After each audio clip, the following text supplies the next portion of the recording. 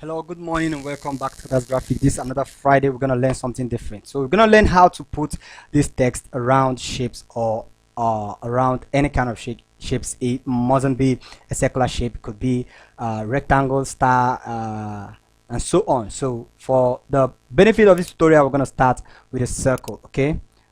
So now we have a shape here. What we're going to do is select on the text tool, right click and select on type on path.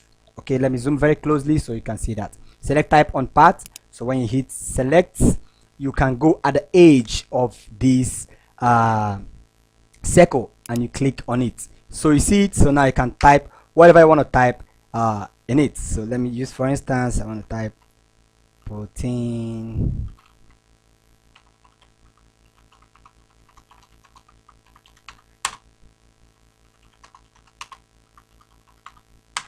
So we have this text now, and I'm going to tell you where we're going to have problems. So let's just continue before we get there. So when you select all the text, you can either use your character tool to space it out if you wish to. Here is the spacing. You can select 100 and so 200. If you are overwhelmed with that, you can select, can then type your value in. So I can use 400 to make it extensive. Okay, you see what happens there. So that's just it. That's number one. Number two, you can also use the stroke, the strokes over here, to increase the weight of your text. Okay, in case that text doesn't have a heavy one, or if in case the heavy one is too heavy, like made tummy soft is too heavy. You can see how heavy it is. I don't want it to be heavy. I want to use a light one, but still maintain a kind of a little stroke around it that will make it look more nicer. So we are done with that without being understood. Next we are going to do is this. When you want to put this on this particular shape, so let me take, for instance, we are not using this one anymore. We want to use this shape here. If you move this shape to this angle and resize it to match this particular circle, no, I'm not choosing that. You resize it to match this particular circle. Let's increase it a little more. Okay, so whenever you want to work on a particular circle, make sure what you just have to do is just to duplicate that particular circle, so you don't start doing this thing I'm doing now to start resizing. So this is step one. You see what happened to the circle? We have some text that are going around here. So what you are going to do, let me zoom closely so you see very clearly.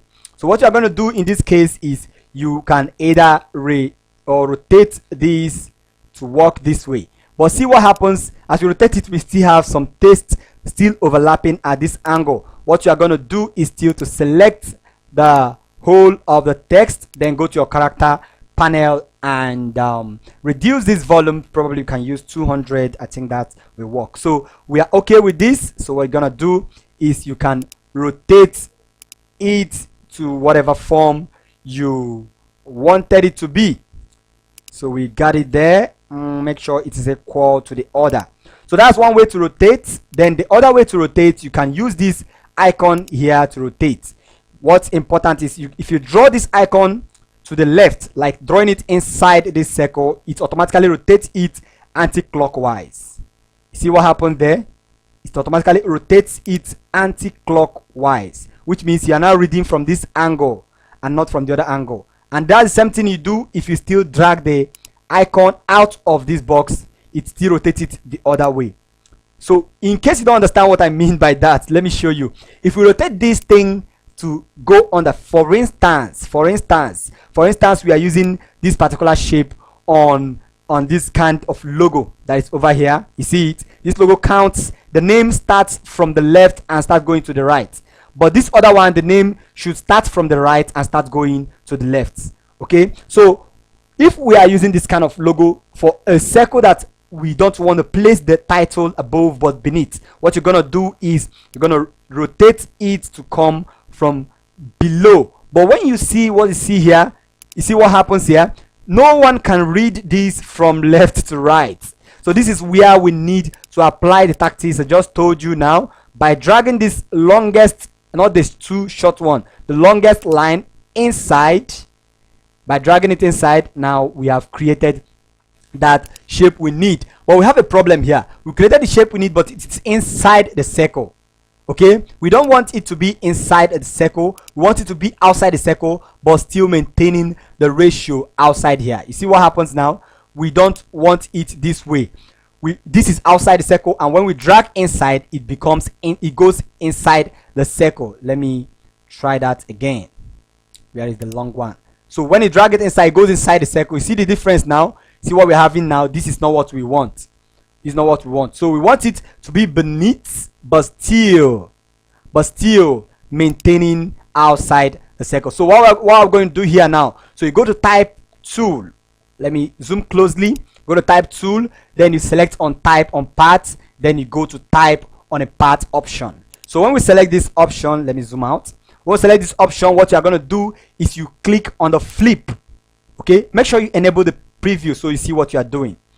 Enable the preview. So you see, we click on flip, it automatically flips this thing we just did previously. It flips this inside the circle. And what we're going to do next is this place they say align to path. We click on the baseline, we say ascender. We are not using the baseline, we are not using descender, we use ascender, which pulls it outside the circle. Okay, so now it pulls it outside the circle, we can rotate it, and now we have our letter reading from the left to the right and also maintaining outside the circle. Why you want to do that is this: sometimes if you duplicate a circle and you make it and it inverts inside that circle, you will start struggling on adjusting the shape to match with outer layer. So when you want to do that very easily, you just apply these tactics I just show you now. So this is exactly how to type on shapes. So let's see if we can still do the same with other shapes. So let's try a star this time around. So we try a star, boom. So we remove this, I don't need it. You can still write with that, but I don't need it. So you still select and type. You see, you can type anywhere you want to type. So it works just like magic. So this is simply how to type on any shape you wish to type. So in case you want making logos like this, or you're making logos like this, so it will be easier for you to work on. Thank you, and that's what I have for you today. Enjoy the rest of the week. If you got any question, make sure you drop, and ensure you share this to your friends, and like and subscribe to my channel. That's the one way to encourage our weekly tutorial. Remember, we are having tutorial every Mondays and every Friday. With that being understand, enjoy the rest of your